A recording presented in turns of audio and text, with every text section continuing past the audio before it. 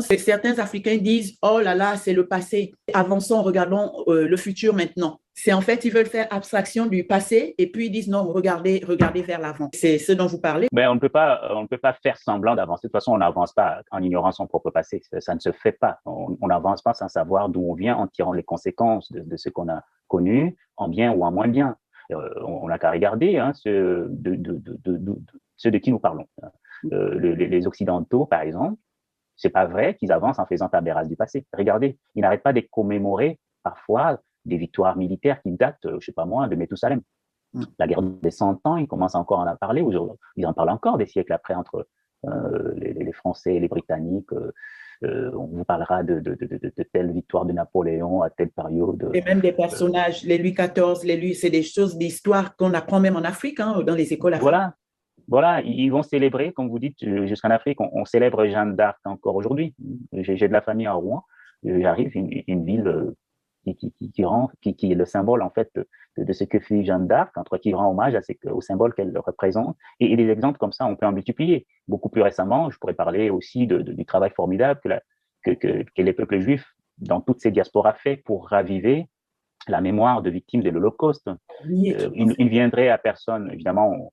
Je suis pas en train de dire qu'on devrait faire tout comme les Juifs, mais les Juifs nous démontrent que il y a des pages historiques qui constituent des marqueurs indépassables. On ne peut pas laisser passer pour perdre des profits un événement aussi important que l'Holocauste. Mais qui va croire un seul instant que l'État d'Israël, qui est né de ce drame-là, on va le dire comme ça, n'avance pas parce qu'il a à cœur de rappeler la mémoire du génocide des Juifs. Ça n'aurait aucun sens de les accuser de faire cela. Donc, il est universellement connu qu'on ne peut bâtir, on ne peut avancer que quand on a appris de son passé. Après, ce qu'on en fait, c'est autre chose. On peut en faire du bien, on peut en faire du moins bien, mais on ne peut pas ignorer son propre passé. Et d'ailleurs, le roman, vous l'avez vu, s'ouvre avec la citation de James Baldwin dans Black English Dishonest Argument, qui dit nous sommes notre passé. Voilà. Nous sommes notre histoire, pardon. Nous portons notre histoire avec nous. Nous sommes notre histoire. Voilà, nous sommes notre histoire, dans ce sens que beaucoup de phénomènes sociaux, sociétaux, politiques que nous déplorons aujourd'hui sont souvent la conséquence de ce que l'histoire a été.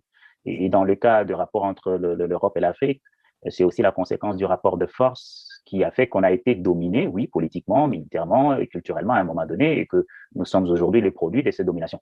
Elle ne nous définit pas, elle ne nous bloque pas, elle ne nous impose pas. Elle ne s'impose pas de telle manière que nous ne pouvons pas réinventer un futur. Mais nous aurons une intelligence du présent et du futur si nous savons ce qu'elle a été et ce que cela sous-entend encore aujourd'hui.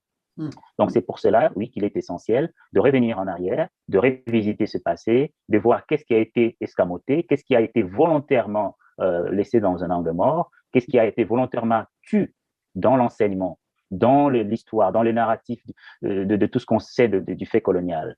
Qu'est-ce qui fait, par exemple, qu'au Congo, par exemple, parce que de la Belgique, je peux comprendre, mais qu'est-ce qui fait qu'au Congo, Lusinga, le roi Lusinga, qui est un grand héros, qui a combattu les hommes de la 17e exposition de l'État indépendant du Congo, jusqu'à ce qu'on a dû l'enfumer dans un siège qui a duré 1 mois pour finalement avoir raison de lui. C'est une grande figure de résistance.